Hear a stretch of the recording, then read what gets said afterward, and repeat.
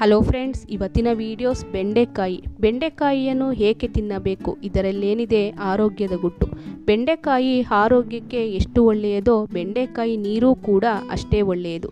ಬೆಂಡೆಕಾಯಿ ಅನೇಕ ಪೌಷ್ಟಿಕಾಂಶದ ಮೌಲ್ಯಗಳಿಂದ ಸಮೃದ್ಧವಾಗಿರುವ ತರಕಾರಿಯಾಗಿದೆ.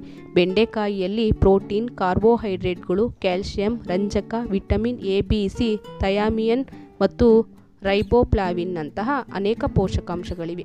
ಬೆಂಡೆಕಾಯಿಯ ಸೇವನೆಯು ಮಧುಮೇಹಿ ರೋಗಿಗಳಿಗೆ ಪ್ರಯೋಜನಕಾರಿಯಾಗಿದೆ.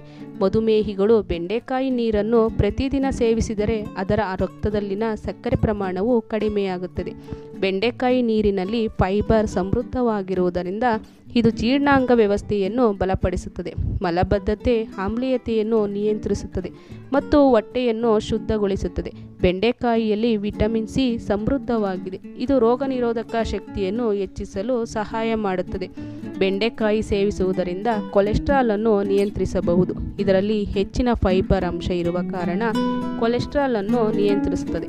ಬೆಂಡೆಕಾಯಿಯಲ್ಲಿ ಪಾಲಿಫೆನಾಲ್ಸ್ ಸಮೃದ್ಧವಾಗಿದೆ.